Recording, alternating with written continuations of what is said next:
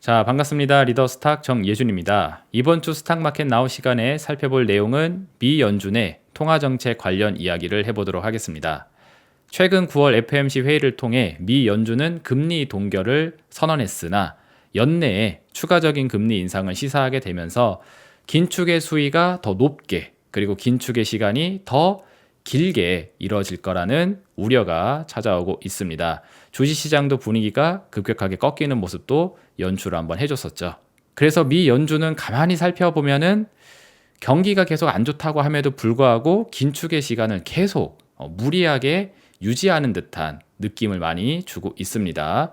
그리고 저는 이와 같은 상황이 찾아오게 될 거라는 이야기를 오래전서부터 전망을 해드렸습니다. 그때 제가 해드렸던 이야기가 연준은 어쩌면 처음부터 이와 같은 상황, 즉 불황이 찾아옴에도 불구하고 긴축을 계속하는 시간을 계획했을 수도 있다라는 말씀을 해드렸거든요. 그래서 오늘 과거에 제가 했었던 이야기들을 되짚으면서 현재 통화정책이 어느 길로 가고 있는지, 미 연준은 대체 어떤 목적을 갖고 진행하고 있는지에 대해서 다시 한번 리마인드 해드리는 시간을 갖도록 하겠습니다.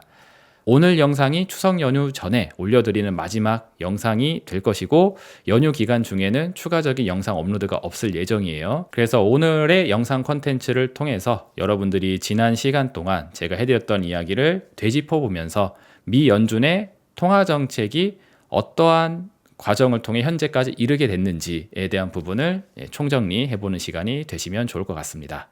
자, 그러면 오늘 방송 어떠한 목차 갖고 있는지 다음 화면 이어서 보도록 할게요. 자, 오늘 방송의 목차입니다. 첫 번째는 멈출 생각이 없는 미국의 긴축이라는 차원에서 현재 통화정책의 긴축 스탠스를 한번 되짚어 보도록 하겠고, 미 연준이 가고자 하는 최종적인 목적지는 오래전에 말씀드렸지만 리밸런싱, 모래성을 무너뜨리고 벽돌집을 세우기 위함이다 라는 차원의 이야기를 굉장히 많이 해드렸습니다. 거기에 대한 부분을 리마인드 해드리면서 제가 레이 달리오라는 사람이 쓴 책 빅데이 크라이시스라는 책을 많이 인용을 해드렸죠. 오늘도 이 이야기를 다시 재조명해 드리면서 리밸런싱의 무대가 어떻게 이루어질 수 있는지에 대한 부분 설명해 드리도록 할 테니까 이거는 2부 시간에 만나보도록 하겠습니다.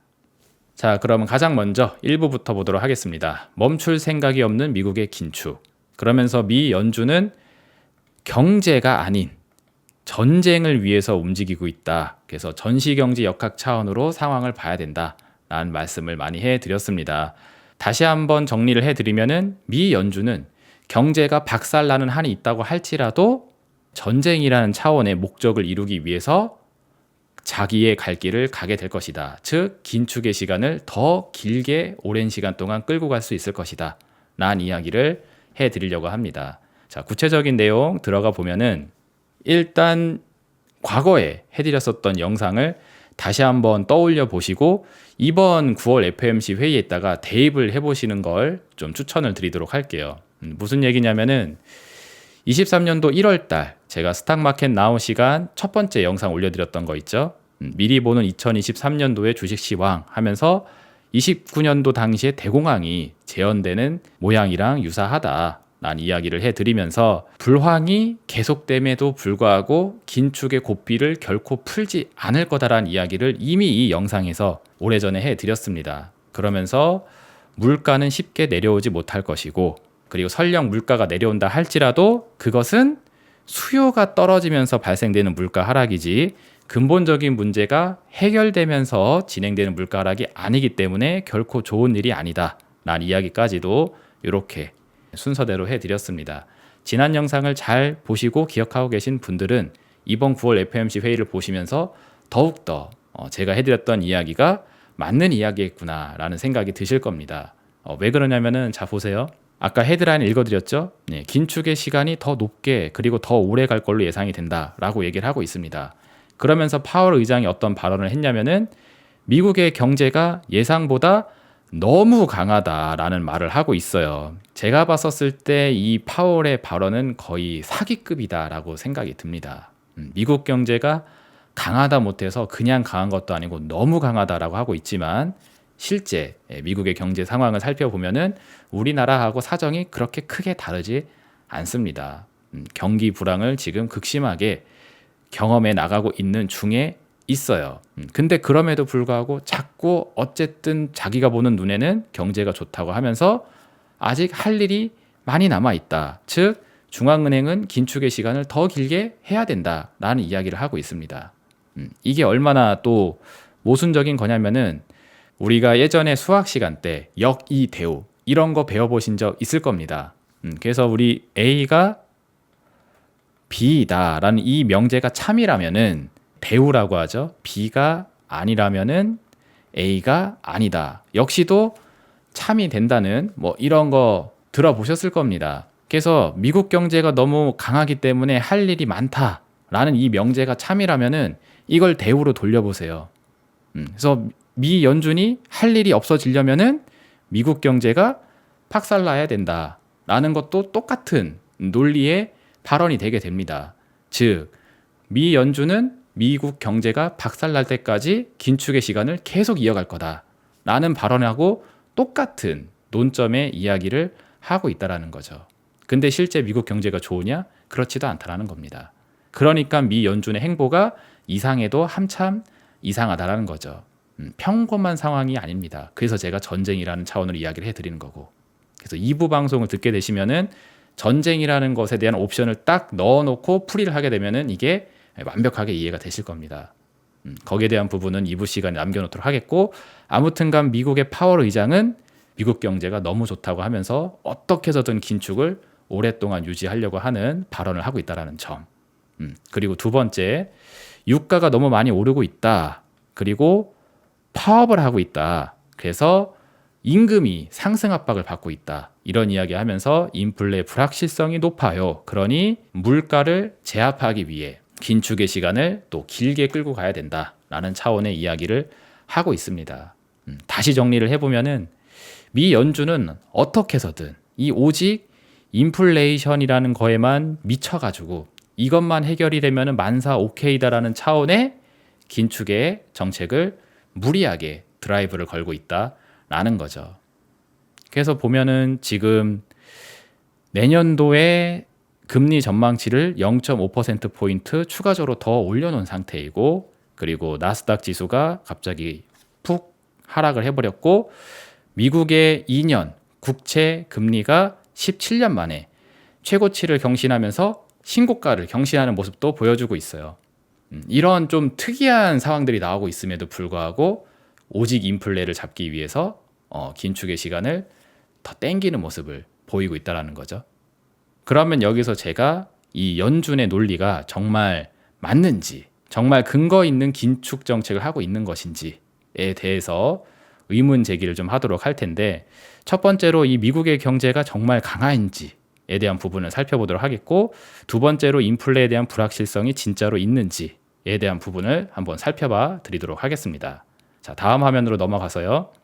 첫 번째로 미국의 경제가 정말 튼튼한 상황에 있는가에 대한 부분을 살펴보기 위해 제가 미국의 소비 심리 지표를 하나 가져와 봤습니다. 이전서부터 많이 말씀드렸던 건데, 중국이라든지 우리나라처럼 뭔가 제조 수출로 먹고 사는 나라는 그 수출 마이너스 수입, 이 경상수지로 먹고 사는 비중이 높은데, 미국 같은 나라는 전 세계의 소비 시장 역할을 하고 있기 때문에 소비라는 지표가 미국 경제의 약 3분의 2 정도의 비중을 차지한다라는 이야기 많이 드렸습니다. 그래서 이 소비 심리 지표가 굉장히 중요한 경기 지표 중에 하나인데, 지금 미국의 소비 심리 지표 중에 유명한 거 유나이티드 스테이트 미시건 컨슈머 센티멘트라는 지표를 제가 가져와 봤습니다.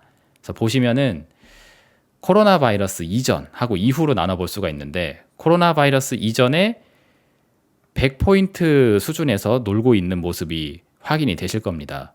대략 90포인트에서 100포인트 사이에 있는 게 기본가, 베이시스 포인트였어요. 근데 코로나 팬데믹 충격을 경험하게 되면서 이 소비자 심리 지표가 급격하게 급락을 하게 됐습니다.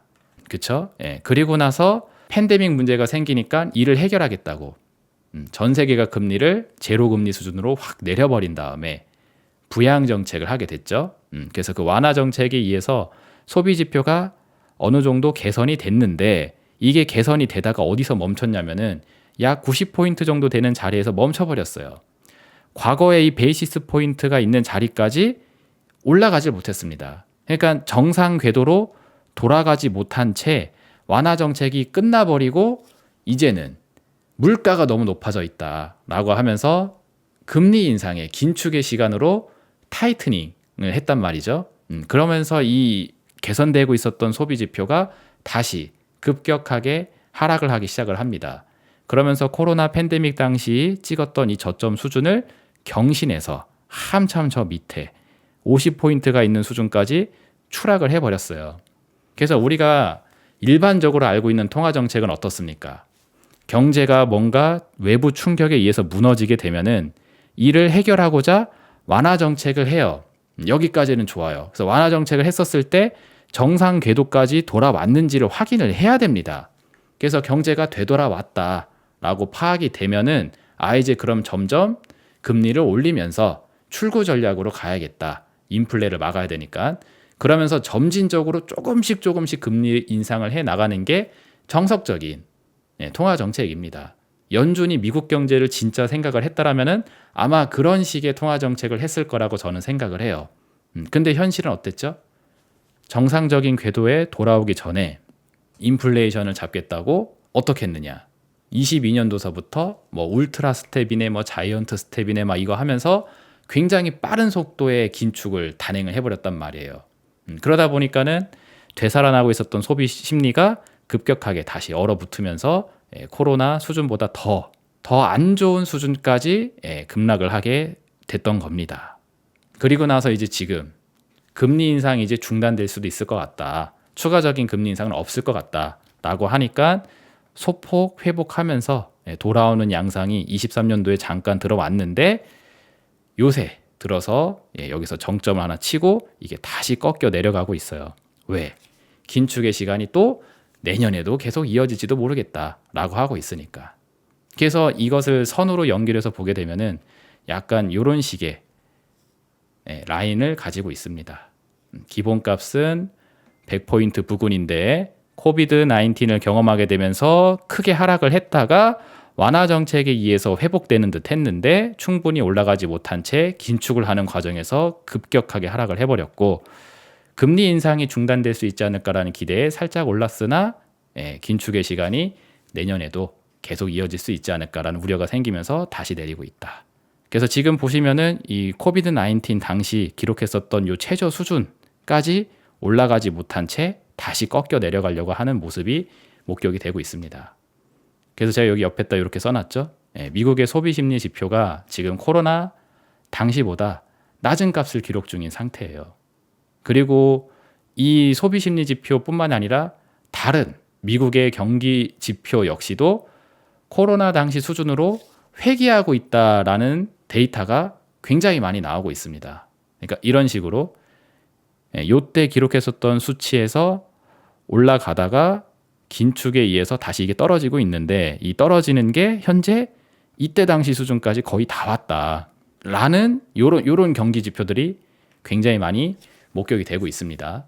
저는 시황과 관련된 지표를 굉장히 많이 체크를 하고 있기 때문에 여기에 대해서 알고 있어요. 근데 이것도 하나하나씩 또 설명하려면은 시간이 너무 길어지니까 이렇게만 정리를 드리도록 하겠습니다. 그래서 결과적으로 보게 되면은 지금 경제 상황은 이 코비드 19 당시의 수준을 향해서 내려오고 있거나 아니면 이미 내려왔거나 혹은 이미 과거에 이 밑으로까지 내려온 다음에 지금 이보다 안 좋은 수준에 있다라는 겁니다.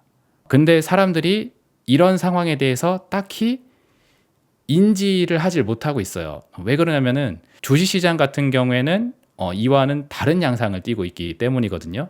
제가 다음 화면으로 준비한 게 바로 나스닥의 월봉상 차트인데 나스닥의 차트를 보면은 이런 식의 흐름을 가지고 있습니다. 이것도 라인으로 연결해서 보면은 요래요.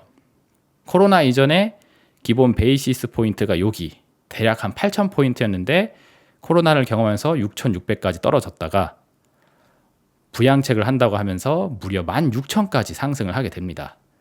그런 다음에 타이트닝을 하는 과정에서 떨어졌다가 금리 인상 중단에 대한 기대감이 있다고 하면서 오른 다음에 지금 살짝 내려와져 있는 이런 상태거든요.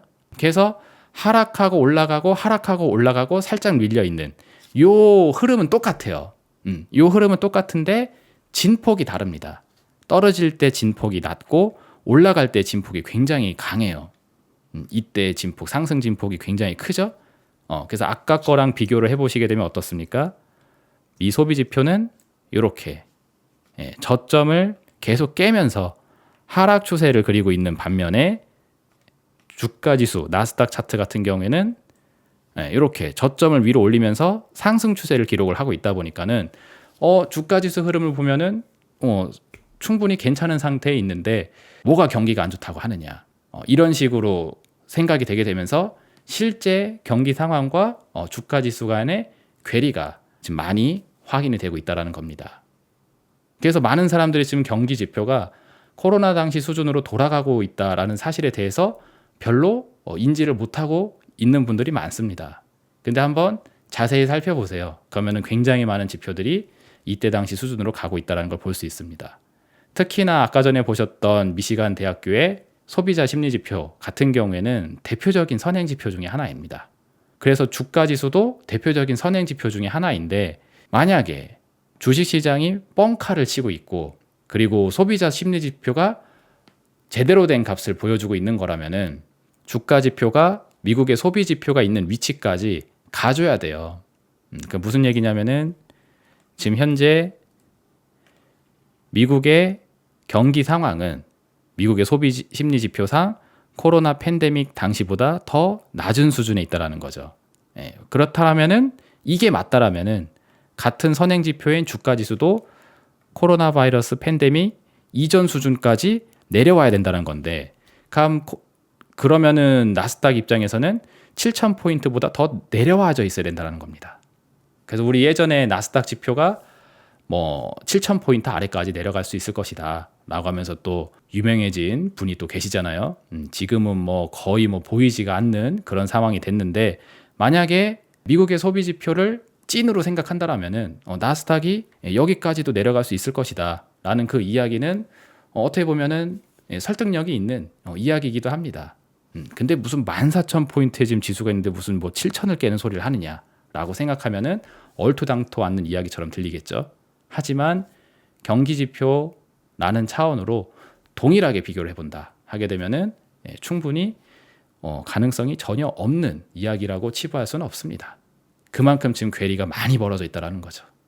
그래서 정리를 하면은 주가 지수 흐름은 비교적 굉장히 선방을 하고 있는 중에 경제 지표는 사실상 많이 안 좋은 상태에 있다. 근데 사람들은 주가 지수를 보면서 경기를 판단하기 때문에 경기가 좋다라는 그 파월의 발언이 그냥 의심 없이 받아들여지고 있는 게 아닌가 싶다라는 거죠. 자, 그리고 두 번째로 살펴볼 내용은 바로 인플레이션 지표입니다. 이것도 굉장히 재밌는 포인트가 있는데, 물가가 계속 높다고 연준이 이야기하고 있잖아요. 근데 가만히 살펴보게 되면은 물가가 높다라고 하는 그 지표값이 계속 변화하고 있습니다. 자세히 설명을 해드리면은 21년도 당시에는 그 기대 인플레이션이라는 지표를 가지고서는 이야기를 많이 했어요. 그래서 기대 인플레이션이 상승하고 있다. 그래서 물가 상승 압력이 있다. 그래서 우리는 금리를 올리는 긴축의 시간으로 가야 될 것 같다라는 이야기가 나오기 시작을 했습니다. 그래서 21년도 당시에는 이 expected inflation, 기대 인플레이션을 가지고서는 물가 지표로서 많이 이야기를 떠들었는데, 기대 인플레이션 같은 경우에는 대표적인 리딩 인디케이터예요. 선행성이 있습니다. 그러니까 경기보다 먼저 움직이는 성향이 있다는 거죠. 그래서 경기가 실제로 나빠지기 전에 얘는 먼저 하락을 하게 됩니다. 무슨 얘기냐면은 경기보다 먼저 움직이는 선행성이 있다는 건데, 경기가 실제로 올라가기 전에 먼저 상승을 하고 경기가 떨어지기 전에 먼저 하락을 한다는 거죠. 그래서 경기보다 선행해서 지표가 움직이는 성향이 강하다. 그러다 보니까는 물가 상승 압력이 먼저 이제 찾아오게 된 겁니다. 그래서 여기서 정점을 찍고 기대 인플레이션이 경기가 이제 미래에 후퇴할 걸로 전망이 되다 보니까 기대 인플레이션이 떨어지기 시작을 했어요. 이미. 그래서 만약에 이 기대 인플레이션이 쭉쭉쭉 떨어지는 게 목격이 된다. 그래서 그놈의 인플레이션 2%가 이제 목표라고 하잖아요. 그래서 2% 목표율까지 이게 다 떨어지게 되게 되면은 미 연준은 긴축을 계속해야 된다는 명분이 사라지게 됩니다. 그렇게 되다 보니까는 무슨 일이 일어나게 되냐면은 2022년도가 되면서 갑자기 물가를 평가하는 지표가 이렇게 변화합니다.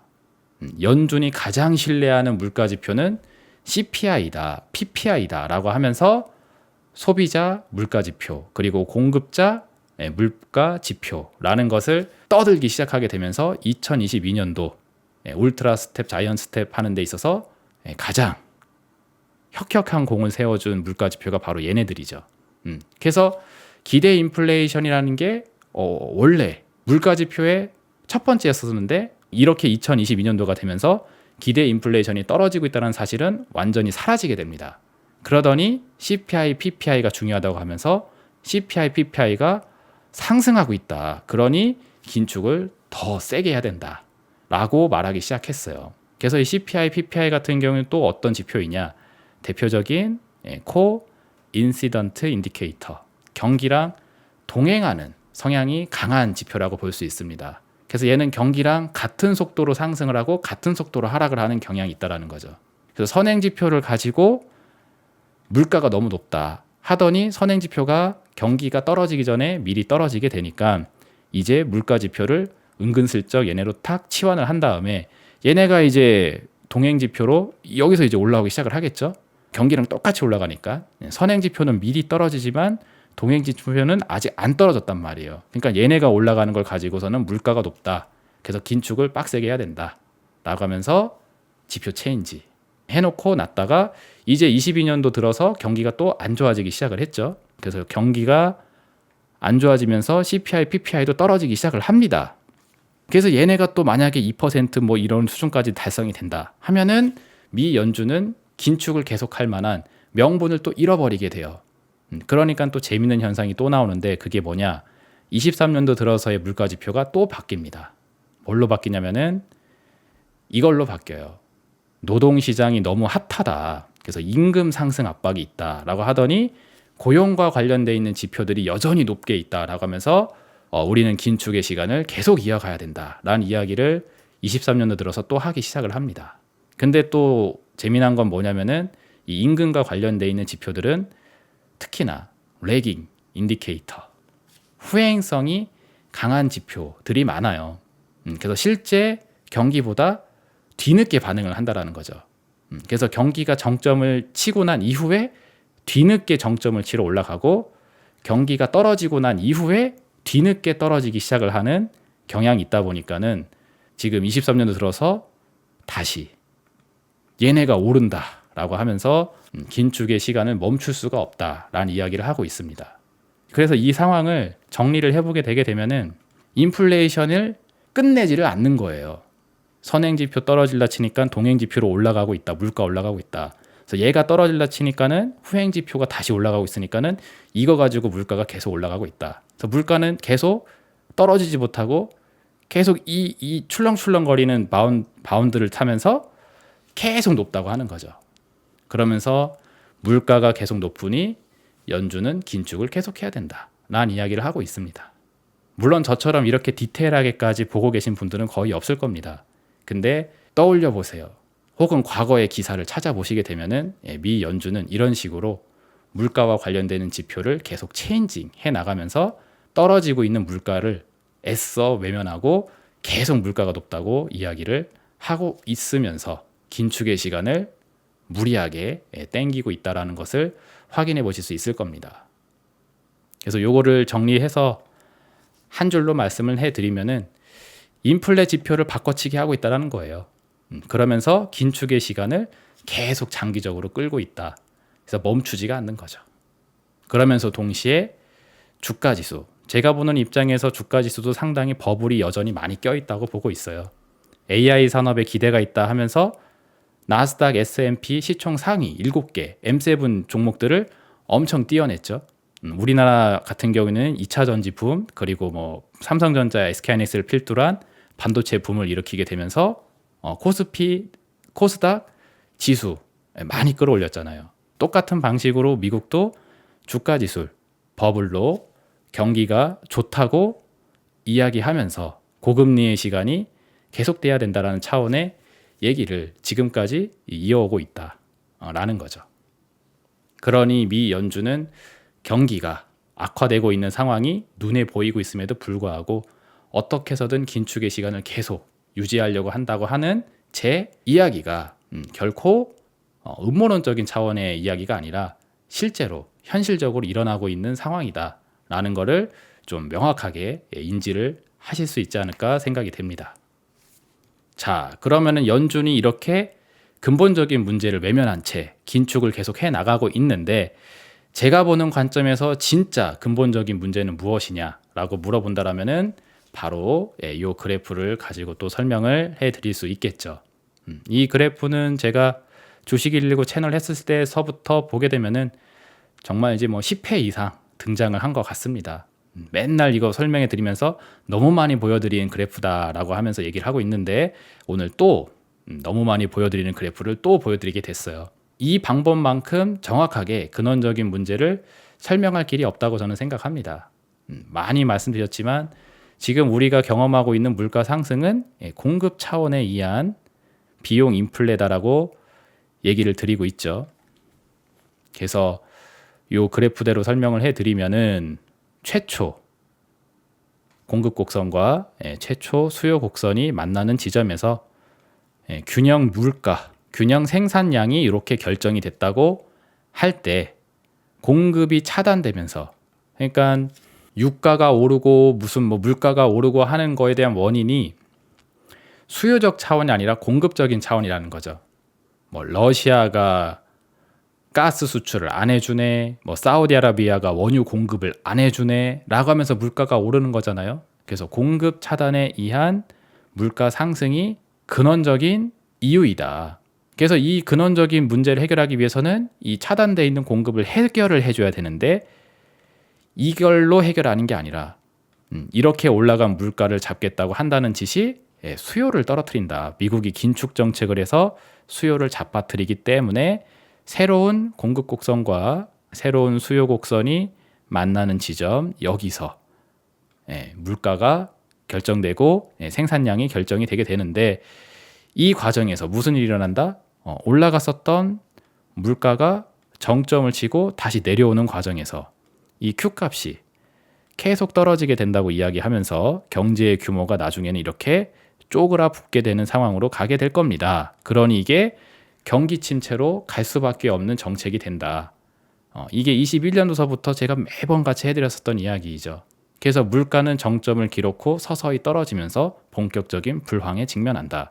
그래서 이렇게 떨어지는 물가는 결코 좋은 일이 아니라고. 공급이 해결되면서 물가가 내려가는 게 진짜 해결책이지.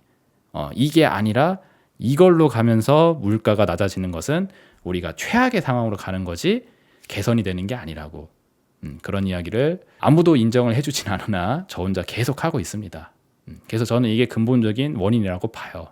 그러면 이 방구석 쌉게임에 해당되는 저조차도 이렇게 근본적인 문제를 명확하게 인지를 하고 있는데 연준이라는 사람들은 머리가 멍청해가지고 이런 근본적인 문제를 외면한 채 긴축의 수위를 땡기고 있는 것이냐라고 물어보신다라면은 거기에 대한 대답을 이제 해드리도록 할 겁니다. 뭐냐면은 이거죠. 연준의 경기 침체를 유발하는 긴축 정책.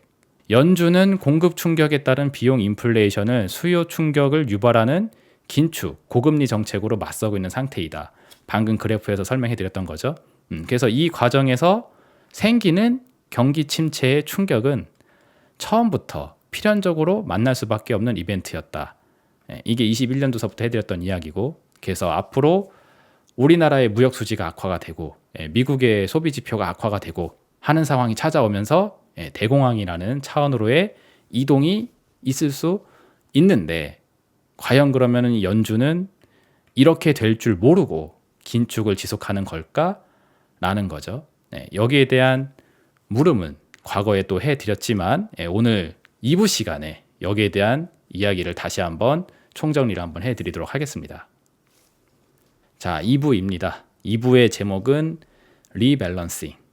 모래성을 무너뜨리고 벽돌집을 세운다라는 차원의 이야기인데 애초부터 연준의 궁극적인 목적은 저는 이거라고 봐요.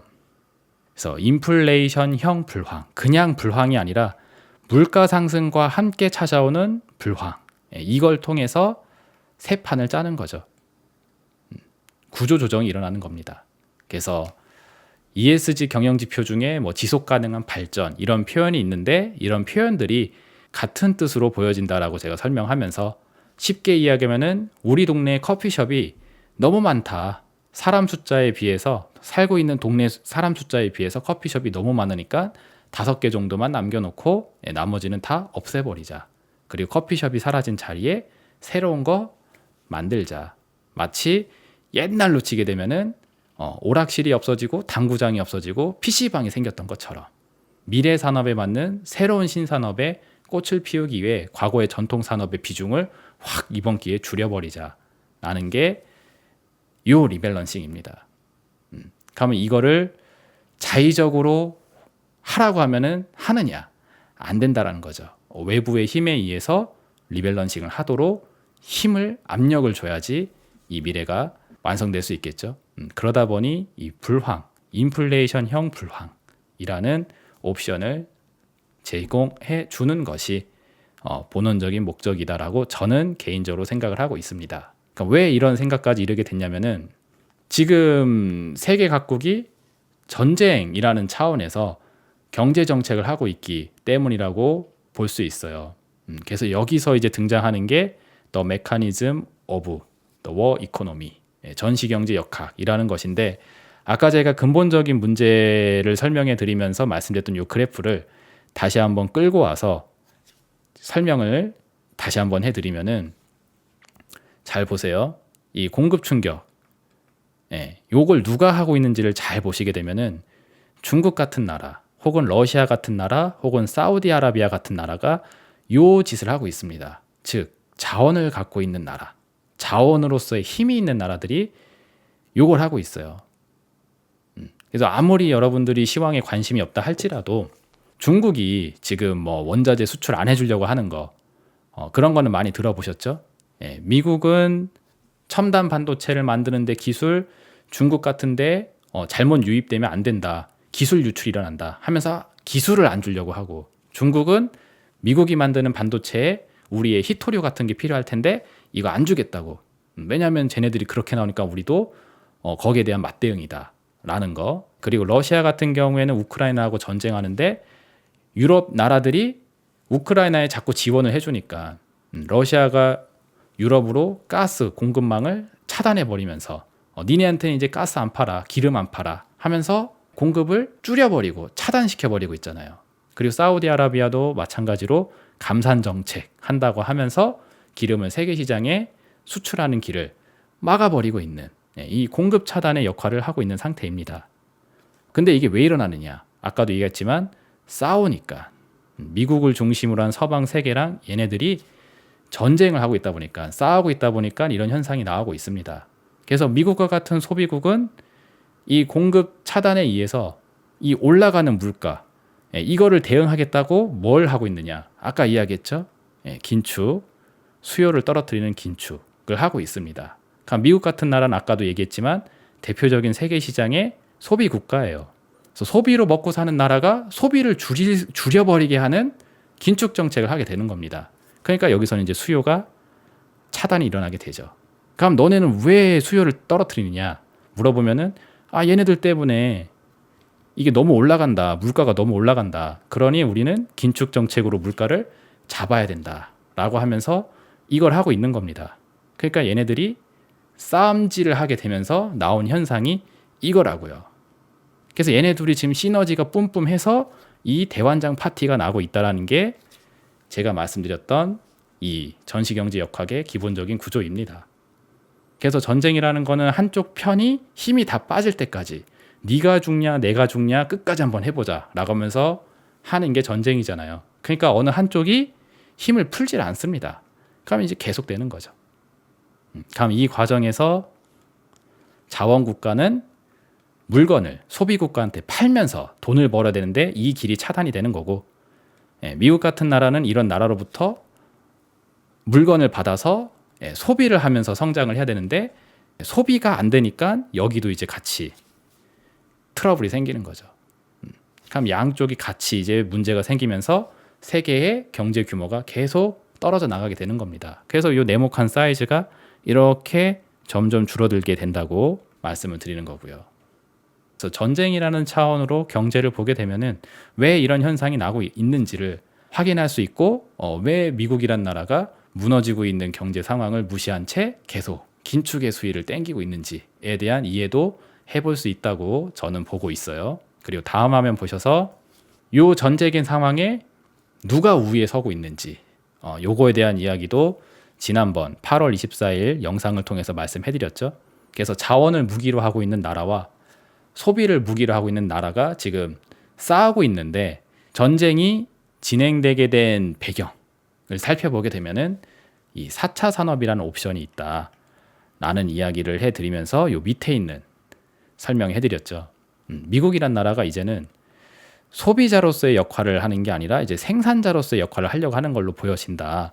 왜냐면은 에너지를 만드는 데 있어서도 석유라든지 석탄이라든지 이런 게 필요했었는데 이제는 기술이 발전하게 되게 되면서 4차 산업의 새로운 패러다임으로 전환이 되게 되면서 뭐 수소를 이용한다든지 핵 원자 기술을 이용한다든지 기타 다른 방식으로 에너지를 생산할 수 있다 보니까는 자원의 소비가 없어도 에너지 생산이 가능한 시대를 향해서 가고 있다라는 거죠. 그러다 보니까 미국 입장에서는 중국과 같은 이 자원 국가가 더 이상 아쉽지가 않은 거다.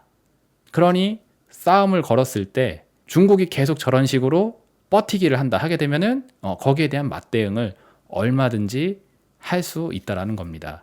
만약에 자원국이 갖고 있는 파워가 더 세기 때문에 얘네가 전쟁의 우위를 점하고 있다 하면은 아쉬운 미국이 꼬리를 내리던가 하게 될 텐데 제가 보는 관점에서는 전혀 그렇지가 않습니다. 기다렸다는 듯이 긴축의 수위를 계속 땡겨내면서 계속 이 상황을 마치 즐기듯이 지속을 하고 있는 모양새라고 저는 보고 있어요. 왜 그러냐면은 저는 이 옵션이 있기 때문에 그렇다고 보여집니다. 그래서 설령 미국이란 나라의 데미지가 생긴다 할지라도 중국과 같은 나라의 데미지가 더 클 걸로 보여지기 때문에 이 상황을 유지시키면서 갈 때까지 가보자로 하고 있다라는 거죠. 이걸 정리해서 말씀드리면은 공급 충격의 미국 경제의 데미지보다 수요 충격에 의한 중국 경제의 데미지가 더 클 거기 때문에 미국 자국의 50의 데미지가 있다 할지라도 중국의 100이라는 데미지를 줄 수 있다라면은 나는 이 상황을 유지할 거다. 라는 게 그쵸. 이 미국이 그리고 연준이 취하고 있는 전시경제 역학 차원의 스탠스라고 저는 보고 있습니다. 그러니 인플레이션 지표를 계속 바꿔치기를 한다 할지라도 계속 현상 유지를 하려고 하고 있다라는 게 저의 주관적인 견해입니다. 물론 얼마나 받아들이실지는 여러분들의 선택에 달려져 있어요. 그리고 이어서 볼 게 바로 요겁니다. 그래서 미국하고 중국 같은 나라는 이해가 됐는데 그러면은 다른 나라의 상황은 어떠한지 그거에 대한 이야기를 하면서 제가 일본 이야기도 해드렸었죠. 요 글은 제가 23년도 6월달 당시에 커뮤니티에다가 게시를 해드렸던 글인데 한 회원분이 그런 질문을 한 적이 있어요. 지금 전 세계가 인플레 때문에 고통을 앓고 있다고 하는데 왜 중국하고 일본 같은 나라는 완화 정책을 하고 있느냐에 대한 질문을 하시길래 굉장히 예리한 지적이다라고 하면서 제가 답변을 이렇게 써드린 적이 있었습니다. 그거를 제가 좀 읽어드리면은 일본과 중국과 같이 똑같은 화폐 기호, 요 Y자 화폐 기호를 쓰고 있는 이 두 국가들은 세계적인 기조와 반대로 완화적인 통화정책 스탠스를 취하고 있다. 그 이야기를 하면서 인플레를 잡겠다는 미명하에 불황을 이끌고 있다는 게 21년도서부터 잡아들였던 제 시황관의 핵심인데 일본은 여기에 대한 미래의 인지를 확실하게 하고 있다고 본다. 무슨 얘기냐면 자 보세요. 어차피 수요 침체에 의해 긴축을 더 당기는 노선, 그러니까 미국이 지금 하고 있는 노선이죠. 물가를 잡겠다고 수요를 더 죽여버리는 그런 긴축 정책을 일본이 똑같이 하게 되게 되면은 되게 힘들어지는 상황이 오게 되니까. 그러니까 미국 같은 나라는 아까도 이야기했잖아요. 기술의 우위가 있기 때문에 그 짓을 해도 손해를 덜 볼 수 있기 때문에 그 페널티를 감수하면서 가는 걸로 보여진다고. 근데 일본은 그 정도 레벨이 안 되기 때문에 똑같은 정책을 하게 되면은 상황이 안 좋아질 것 같다라고 판단이 되다 보니까 차라리 반대로 가자라고 하면서 자국의 화폐 가치가 떨어져서 엔화가 약해진다 할지라도 수출 경쟁력, 수출 경쟁 우위로 눌러버리면서 버티겠다라는 그 길을 선택한 걸로 나는 바라보고 있다라는 그 견해를 써드렸습니다. 그러니까 완화 정책을 하게 되면은 일본 엔화의 화폐 가치가 떨어질 거 아니에요. 근데 그게 떨어지게 되면은 어떤 일이 발생하느냐. 여기 밑에 보시면 동아시아 3개국 내 일본은 한국, 중국보다 고퀄의 부품을 상대적으로 싸게 내놓아 경쟁력을 확보할 수 있다. 그리고 이것 때문에 미국 경제가 위험하지 않다라는 믿음을 전 세계에 보여줄 수 있다라는 이야기를 제가 써놨죠. 그러니까 미국 같은 나라에다가 물건을 팔아서 먹고 살아야 되는 수출 국가 입장에서는 경기가 안 좋아지는 거에 따라서 시장이 줄어들게 됩니다. 그러면은 지들끼리 경쟁을 해야 돼요. 그러니까 예를 들어서 동아시아 3개국, 중국하고 한국하고 일본이 만들어내는 물건을 미국의 소비시장이 팔아야 된다는 거죠. 근데 일본은 엔저를 유도를 해서 미국, 일본산 제품을 가격을 싸게 하는 겁니다. 대신에 한국하고 중국보다는 고퀄의 물건을 만든다는 거죠. 그러면 미국 같은 소비 국가 입장에서는 한중일 3개국 중에 일본을 택하게 된다는 겁니다. 왜? 품질은 제일 높은데 엔저 효과에 의해서 가격을 제일 싸니까.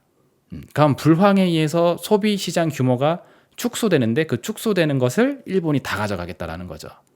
그러면 이제 중국하고 한국은 이제 배제가 되는 거죠.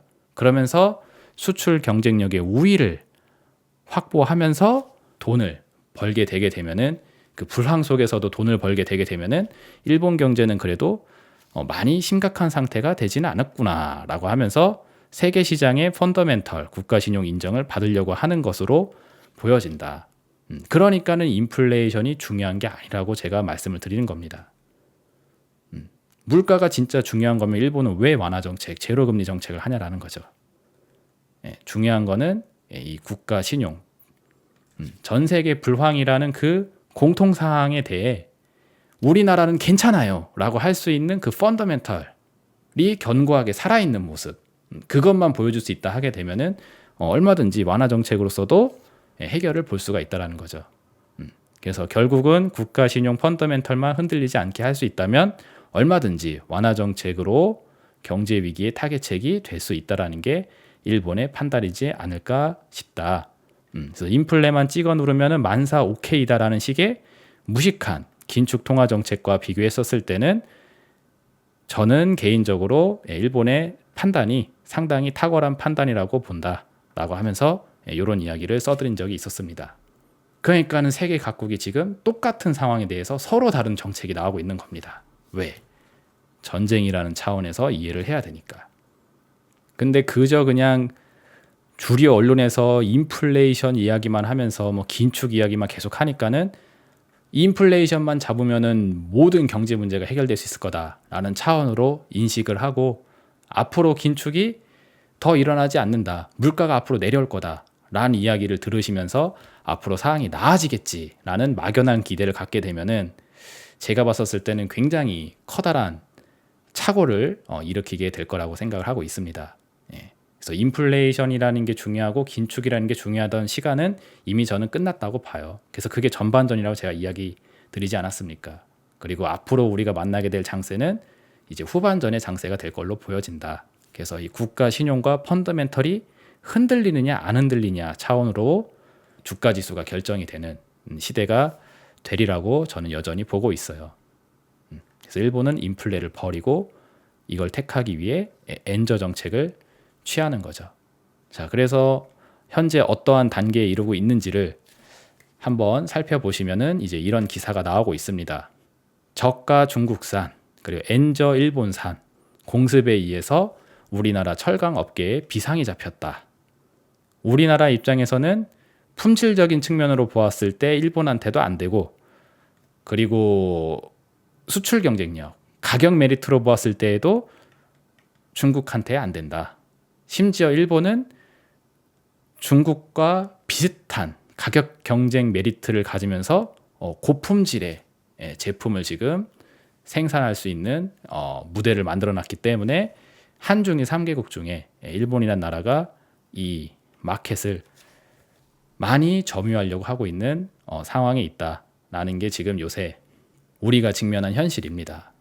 그러면 이제 이런 무대 속에서 우리나라의 X-M 수출 경쟁력은 굉장히 악화가 되겠죠. 그래서 대한민국 GDP 성장에 있어서 이 X-M이 차지하고 있는 비중이 굉장히 높은데, 경상수지, 무역수지가 차지하는 비중이 굉장히 높은데, 이게 한중일 3개국 중에 가장 크게 무너지는 상황으로 가고 있다는 거죠.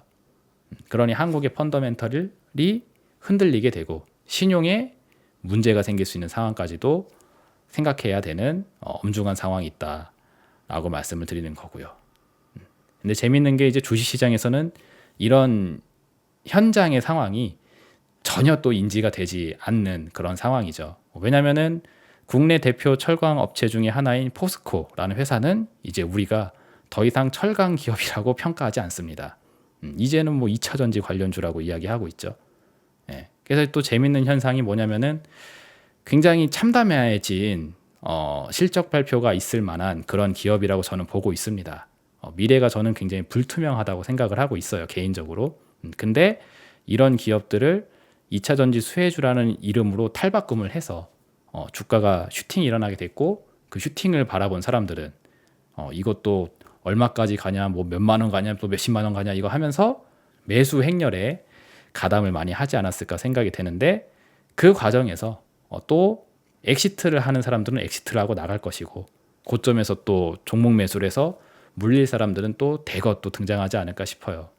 그래서 철강 업체라는 차원에서 보았을 때 미래가 상당히 불투명한데, 이런 불투명한 미래를 이런 걸로 치환을 해가지고 손바꿈을 일으키게 된 다음에 불투명해질 미래의 기업의 주식 엑시트를 하는 자금들이 고점에서 또 많이 나오고, 또 그거를 2차 전지 관련 수혜주라고 하면서 살려고 들어오는 사람들은 또 위에서 또 잡았겠죠, 그죠?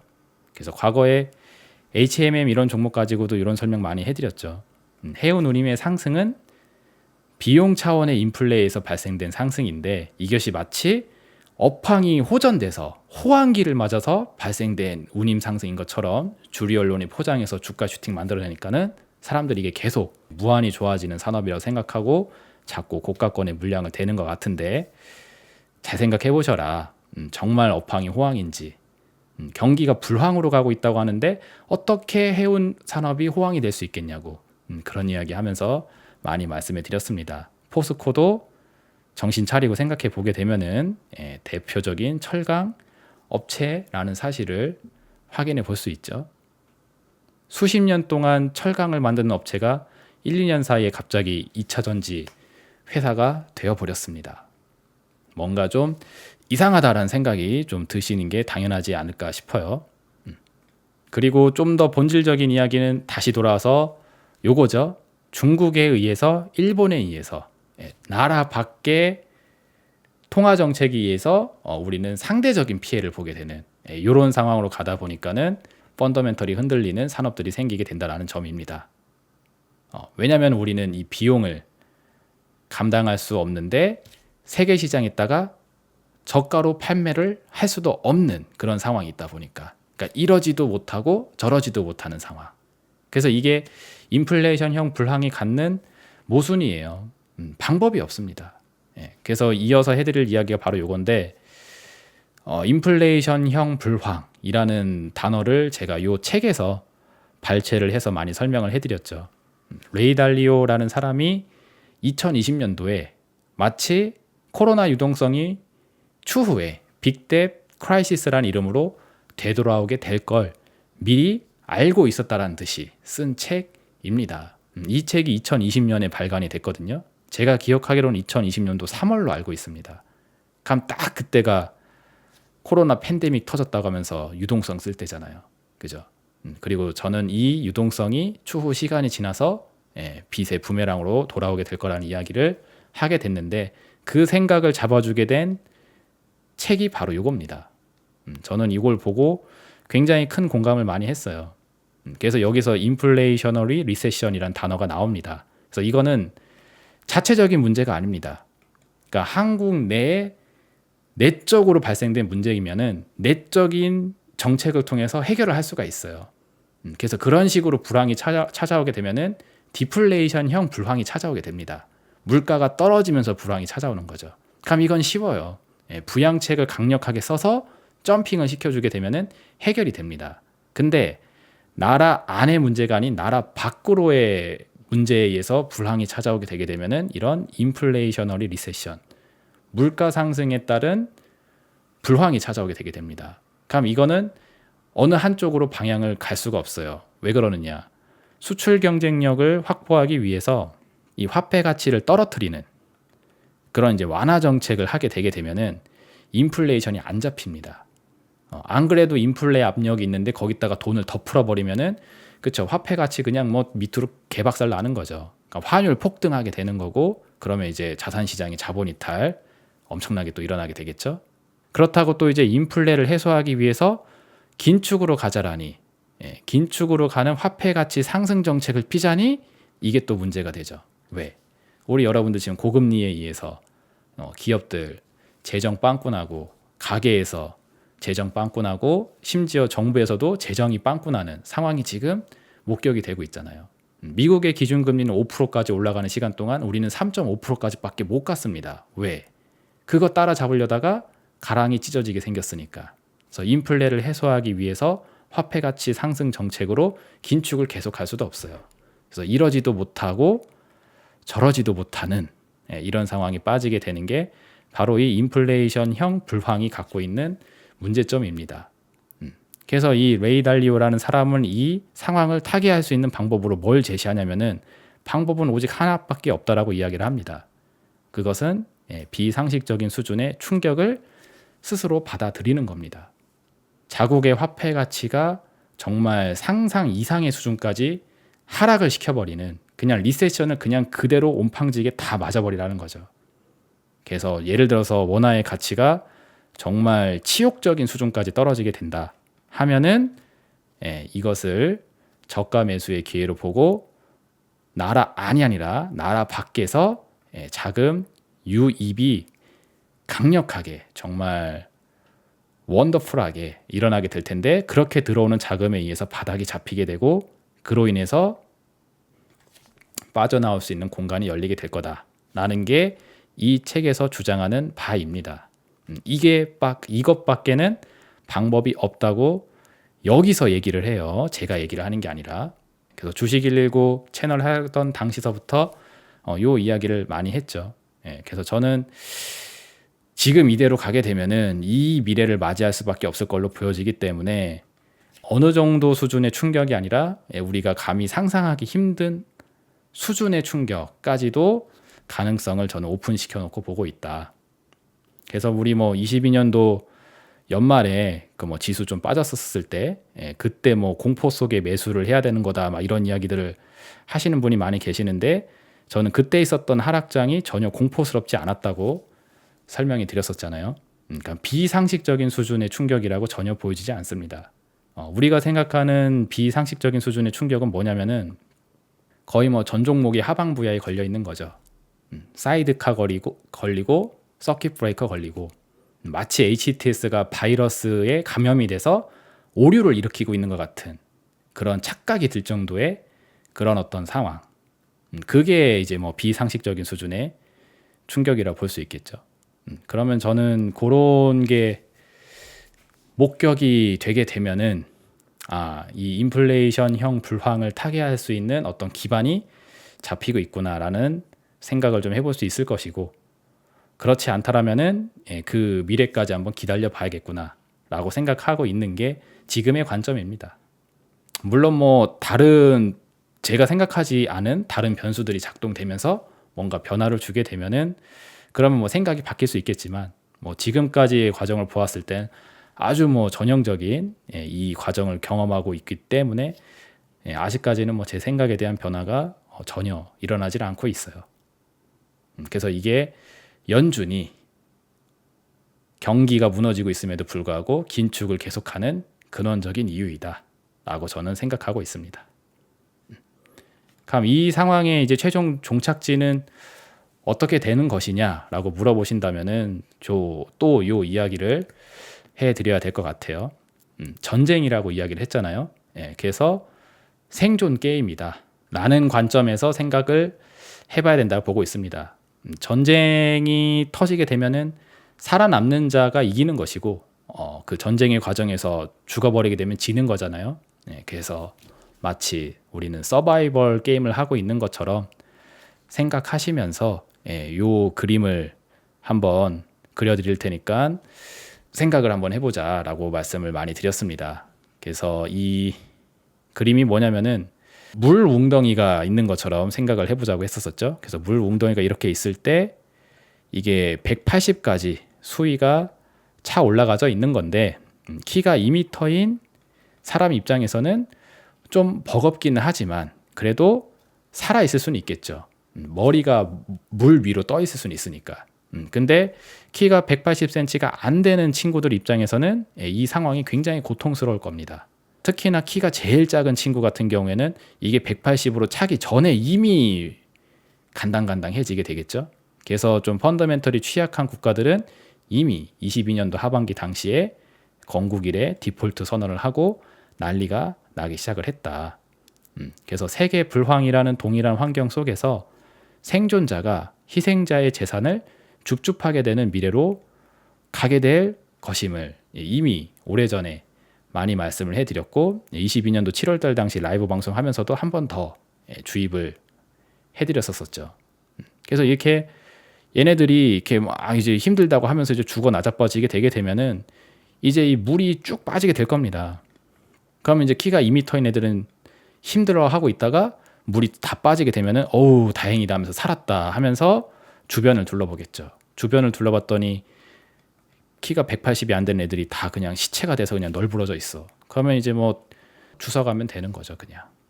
그래서 저는 이게 지금 전쟁의 과정이나 마찬가지라고 보여지기 때문에 이 키가 2m가 넘어가는 즉 펀더멘탈 최강자 입장에 있는 국가로 보게 되면 뭐 미국 같은 나라로 볼 수 있겠죠. 이런 나라들이 긴축이라는 수위를 그래서 계속 땡기는 거다. 그래서 이 180이라는 고금리의 수준을 오랜 시간 동안 계속 유지를 하게 되게 되면은 그쵸, 그 시간 동안 여기 널브러지고 하면서 하나씩 다 자빠지게 되지 않겠느냐. 그래서 여기들 막 부도 나고 파산 나고 하게 되면은 그쵸, M&A로 인수합병해서 챙겨가면 되잖아요. 우리나라가 97년도 당시에 IMF를 경험하면서 거쳤던 과정하고 똑같습니다. 우리나라 지방은행들 많이 있었잖아요, 옛날에. 근데 지금 거의 다 사라졌죠. 뭐 부산은행, 대구은행 뭐 이런 것만 몇 개 살아 있고 나머지는 하나도 없습니다. 다 뭐 신한은행 이런 은행으로 다 통합이 됐죠. 그런 것처럼 이런 리밸런싱, 우리 동네 커피숍 10개 너무 많다. 5개만 살리고 나머지 다 통합시켜 버리자라는 미래로 가는 거다. 그래서 투자를 하는 투자자 입장에서도 같은 관점으로 좀 생각을 하시는 게 좋을 것 같다라고 하면서 이런 이야기도 했었습니다. 생존이 제1 원칙이 돼야 된다고 생각하기 때문에 추후 이 줍줍을 하려면은 종목 수가 점점 늘어나는 투자가 돼야 될 게 아니라 종목 숫자가 점점 줄어드는 투자가 돼야 될 거다. 그리고 현금성 자산이 점점 늘어나는 투자가 되어야 할 거다. 왜냐면은 투자자 입장에서의 펀더멘털은 바로 여기에 있거든요. 내가 얼마나 지금 현금성 자산을 여유롭게 보유를 하고 있는지에 따라서 투자자로서의 펀더멘털이 튼튼하다 혹은 약하다라고 할 수 있는 거잖아요. 현금성 자산의 여유가 없는 분들은 펀더멘털이 약하죠. 그래서 막 종목은 잔뜩 사놨는데 물린 종목만 계속 쌓이고 현금성 여유가 없어요. 그러면은 뭔가 이렇게 사고 싶은 종목이 새로 떠도 살 돈이 없으니까 신용을 써야 된다든지 혹은 신용도 다 써가지고 아무것도 쓸 수 있는 게 없다 하면은 그냥 올라가는 거 지켜만 보고 있다가 손가락 빨고 있다가 내가 가고 있었던 거 하나 손절해서 새로운 걸로 넘어갔더니 갑자기 거기서 고점 상투 잡고 또 물려버리고 이렇게 이제 엇박자가 계속 나오게 되는 겁니다. 그럼 이제 계좌 상황이 시간이 갈수록 계속 안 좋아지겠죠. 그럼 생존 확률도 계속 떨어지게 될 거고. 근데 이걸 거꾸로 가시는 분들은 생존력이 점점 늘어나겠죠. 왜냐하면 여유가 있으니까. 그래서 나중에 이게 다 끝나고 나서 물이 다 빠지게 되게 되면은 현금성 자산이 굉장히 높으신 분들은 그냥 이렇게 널브러져 있는 거 그냥 주워가면 되는 겁니다. 옛날처럼 다트 돌려서 그냥 딱 꽂히는 종목 산 다음에 가만히만 있으면 돈 벌리는 코로나 유동성 장세 같은 그런 거 경험하시면서 이제 가면 되는 거죠. 근데 그 상황이 오기 전에 돈이 앵꼬가 나서 아무것도 없고 종목이 그냥 전부 다 물려 있다 하시는 투자분들은 그 기회를 이어갈 수가 없게 될 겁니다. 그래서 제가 그 이야기 하면서 여기에 주 목적을 두고 가시는 게 좋을 것 같으니 시황을 중시 여기는 자와 그렇지 않은 자의 상황은 시간이 갈수록 계속 멀어질 수 있음을 이야기를 드렸던 거죠. 23년도 상반기 당시에도 똑같았었고 21년, 22년도 이때 지나면서 종목 숫자는 엄청 늘어나는데 현금성 자산이 없으신 분들이 2차 전지 올라가는 거 이런 것들 바라만 보고 있다가 뒤늦게 한번 해볼까 해서 잘못 진입하면은 물려버리고 계좌는 여전히 또 마이너스 원금 회복이 계속 영원히 목표가 되는 그런 이제 투자가 계속될 수 있게 됩니다. 지금도 장세가 좀 분위기가 살짝 좀 별로 안 좋아지고 있는 것 같은데 만약에 이게 또 트러블이 더 세지게 돼서 최근 내 사놨던 종목들 정리하지 못한 채 그냥 갑자기 지수하락으로 망가져 버리게 되게 되면은 21년, 22년에 망가졌었던 계좌가 또 한 번 또 망가질 수 있는 상황이 될 수 있겠죠. 근데 거꾸로 종목을 계속 줄여나가면서 현금성 자산이 계속 늘어나가시는 분들은 지수 하락에 굉장히 여유를 가질 수가 있을 겁니다. 그러면 생존력이 올라가게 되겠죠. 그래서 최종적인 단계는 이 단계에 이르게 될 거라고 저는 보고 있어요.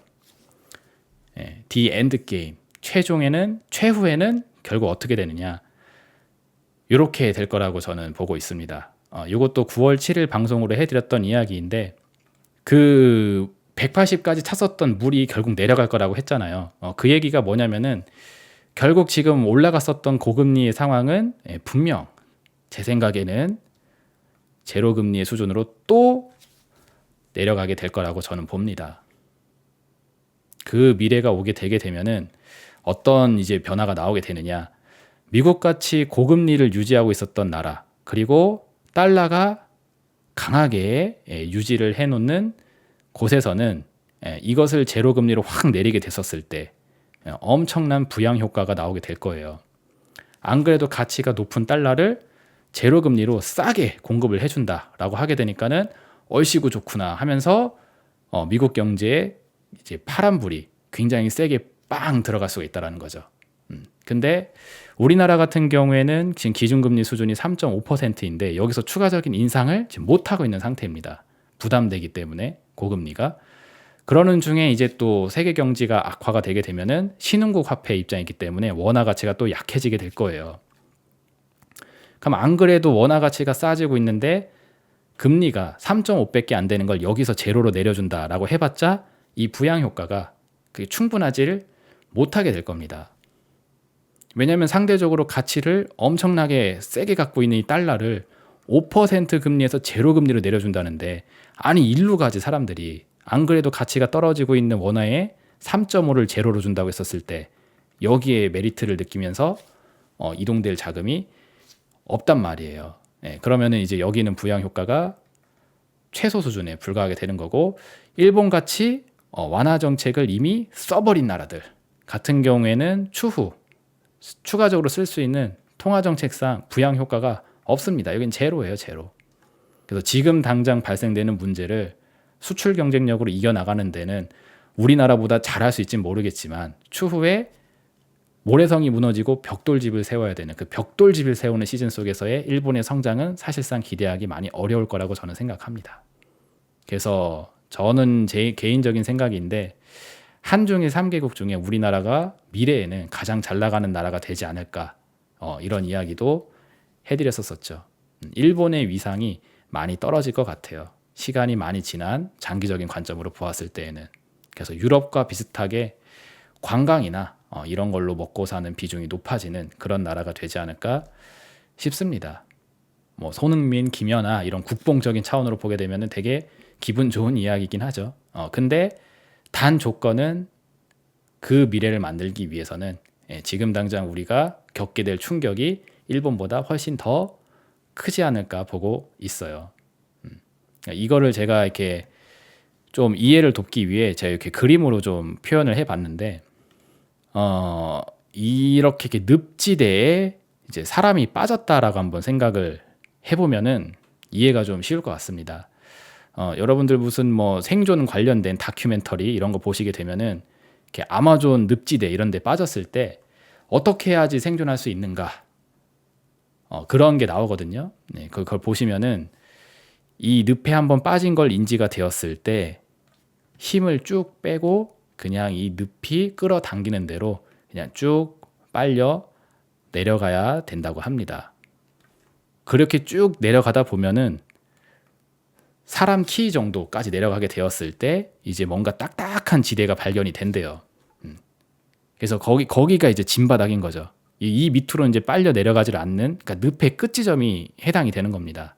그래서 이게 발을 대서 확인이 되었을 때 그때 여기서 아껴놨었던 모든 체력을 있는 힘껏 다 써서 땅 튀어 오르게 되게 되면은 이 늪이 사람을 아래에서 이렇게 위로 쭉 올려준다고 해요. 그러면은 이제 마치 물 위에 부력에 의해서 떠오르는 것처럼 이 늪지대의 위로 몸이 튕겨 올라가지게 되면서 여기를 탈출할 수 있는 기회를 준다고 합니다. 저는 이게 이거랑 똑같다라는 느낌이 들더라고요. 그래서 이 세계 대공황이라는 똑같은 이 옵션에 빠지게 되었을 때 여기를 탈출하겠다고 여기서 아주 그냥 막 있는 힘을 다 쓰면서 체력을 다 깎아먹게 되게 되면은 이 진바닥이 확인되었을 때 체력이 이제 다 떨어졌으니까 이제 튕겨 올라갈 수 있는 힘을 줄 수가 없게 되는 거죠. 그래서 조금밖에 힘을 못 주면 이렇게 가다가 힘이 떨어져서 이제 다시 이제 꼬꾸라지는 거고, 내려오는 과정에서 이 모든 힘을 다 써버리게 되면은 이제 여기서는 이제 갈 곳이 없죠. 그럼 이제 뭐 그대로 죽는 거고. 그래서 미국이란 나라의 긴축 정책의 최종적인 목적은 저는 이거라고 봅니다. 그래서 다 같이 늪지대에 빠져보자. 그리고 우리는 체력이 있으니까 고금리로 버틸 거고 강달러로 유지할 거다. 그런 다음에 너희들이 죽어 나자빠지는 게 확인이 되면은 이제 강달러의 수위를 그리고 5% 6%의 고금리를 제로금리로 내리면서 맥시멈 부양 효과를 줄 것이고, 그때가 되면 이제 진바닥이 확인돼서 이제 튕겨 올라가는 시간이 되겠죠. 근데 그 과정에서 버티지 못하는 나라들은 생존 게임에서 살아남을 수가 없게 될 것이고, 얘네들이 죽으면은 이제 주워 가겠다라는 거죠. 이게 제가 보고 있는 현실적인 입장입니다. 그래서 투자도 똑같다고 저는 봐요. 그래서 이 딱딱한 지역이라고 확인되는 이 진바닥의 징후가 확인되기 전까지는 오직 생존에만 목적을 두고 힘을 쓰지 않고 가겠다라는 거죠. 그리고 여기서 생기는 자산을 가지고 편안하게 빠져나오게 되게 되면은 늪지대 탈출 이후에 이제 게임을 계속해 나갈 수 있는 그들만의 리그가 있을 걸로 보여지기 때문에 여기에 한번 포함이 돼 보자라는 게 제 개인적인 생각입니다. 저는 현실을 이렇게 보고 있으니까. 그래서 저는 이 시황이라는 것에 대한 집중력을 계속 놓지 않으려고 하는 것이고, 이걸 놓지 않고 통과할 수 있는 자들만을 위한 장이 있을 것이기 때문에 거기서 뭐 주식 잘 사서 돈 벌고 하는 거는 여기서 할 생각입니다. 그래서 23년도 상반기 중에 뭐 2차 전지가 얼마나 올라갔던, 혹은 뭐 반도체가 얼마나 올라갔던, 저는 상관없어요. 오히려 거기에 눈이 돌아간 사람들이 이 하락하는 시간 중에 쓸데없이 힘을 낭비하게 되면서 생존 확률을 스스로 떨어뜨리게 될 거라고 생각하기 때문에 거기에 대해서 전혀 저는 신경 쓰지 않습니다. 그리고 저는 제가 판단하는 기준대로의 요거를 보려고 하고 있고 여기가 확인되게 되었을 때 과연 끝까지 생존력을 유지할 수 있는 사람이 과연 얼마나 될 수 있을지 요거를 좀 염두하면서 가던 길을 가보고 있는 중입니다. 자, 그래서 제가 생각하고 있는 연준의 통화 정책에 대한 현실을 다시 한번 오늘 방송을 통해 총정리를 해드려 봤습니다. 내용을 다시 한번 종합을 해보게 되면은 제가 생각하는 시황관상 저는 이미 계획되어져 있는 충격을 향해 걸어가고 있는 중에 있다고 보고 있어요. 그리고 겪어야만 하는 충격이라면 다시 한번 이야기하지만 저는 오직 생존이라는 관점에만 집중을 하려고 하고 있고 늪에 이미 빠져버린 상태에서 뭔가 여기를 탈출하려고, 그러니까 계좌가 손실로 전환이 되었을 때 이거를 원금 회복을 하겠다고 자꾸 허우적대면 될수록 체력은 오히려 더 빨리 떨어지게 될 거라고 보고 있고요.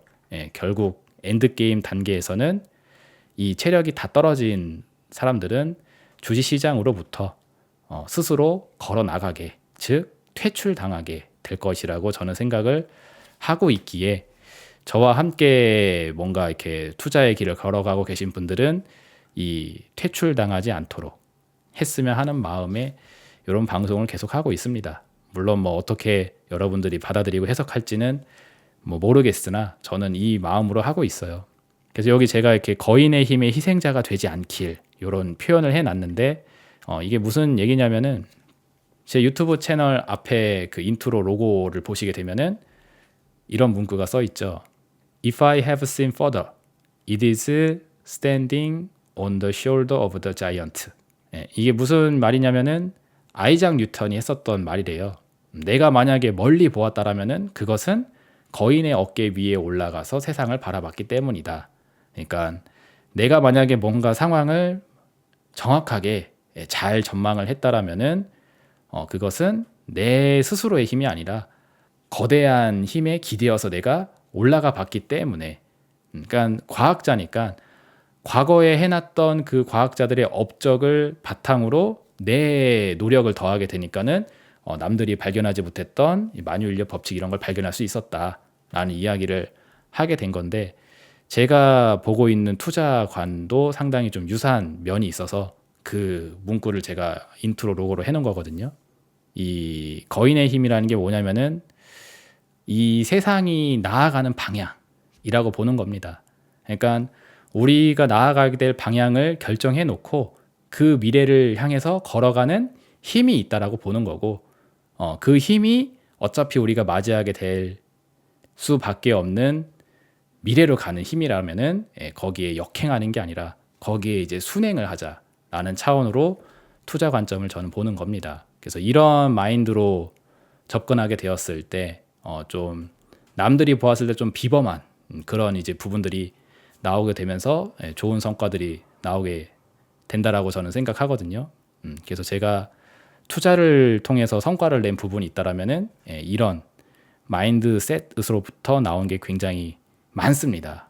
그래서 이 힘을 이용을 해서 활용을 잘해서 재산을 더 불려 나가면은 뭐 그건 뭐 nothing better, 더 이상 뭐 바랄 게 없는 상황이 되는 건데, 그렇게까지는 활용을 못한다 할지라도 최소한 그 힘에 역행을 해서 싸우려고 하다가 희생자가 돼버리게 되게 되면은 그러면 이제 그쵸, 앞으로 게임을 계속하고 싶어도 할 수 없는 상태로 전락할 수 있지 않을까 보여지기 때문에 최소한 이거만큼은 피하는 게 좋겠다라고 저는 생각이 됩니다. 그래서 오죽하면 제가 21년도 당시에 유튜브 영상 썸네일에 이런 문구도 해드렸죠. 시황에 자신이 없으면은 주식을 그냥 잠시 접어놓고 계시라고. 주식으로 밥을 벌어먹고 살고 있는 저 같은 사람 입장에서는 감히 할 수가 없는 그런 멘트입니다. 근데 오죽 제가 현실적인 상황을 안 좋게 보고 있으면은 그렇게까지라도 이야기를 하면서 지금까지 왔을까 이런 걸 생각해 보시게 되면은 제가 그냥 하는 말이 아니라 충분히 공감할 수 있는 차원의 얘기지 않을까 싶어서 이렇게까지도 한번 또 써봤습니다. 그래서 뭐 각자 잘 확인하실 수 있는 시간이 되시길 바라도록 하겠고, 추석 연휴가 이제 코앞으로 다가왔는데 연휴 기간이 길어요. 그 시간 동안 뭐 영상 복습도 많이 하시고 하면서 앞으로 나아갈 길에 대해서 잘 생각해 보시는 시간 되시길 바라도록 하겠고, 이번 추석에서부터 다음 명절 설까지에 해당되는 시간이 아마 저에게 있어서도 굉장히 좀 중요한 시간이 되지 않을까 싶습니다. 그 시간 안에는 지금 제가 가고 있는 길이 맞는지 아닌지를 확인할 수 있는 그런 시간이 좀 되지 않을까 싶어요. 그래서 최소한 다음 명절 정도 되는 시간대에는 아마 또 시황을 중시 여겼던 자와 그렇지 않은 자 간의 상황이 또 많이 멀어져 있는 현실이 되지 않을까 생각이 되니까 부디 생존력을 잘 높이시고, 그리고 시황을 잘 활용하셔서 좋은 투자 성과 혹은 최소한 너무 스트레스 받지 않아도 되는 상황 정도까지는 가실 수 있길 바라도록 하겠습니다. 자, 그럼 오늘 방송도 여기까지 해서 마치도록 하겠고요. 연휴 보내고 나서 그 다음에 새로운 내용을 가지고 또 다시 인사드리도록 하겠습니다. 구독, 좋아요, 알림 설정 유지해 놓으시고 다음번 영상에서도 리더스탁과 함께 하시길 바라도록 하겠습니다. 감사합니다.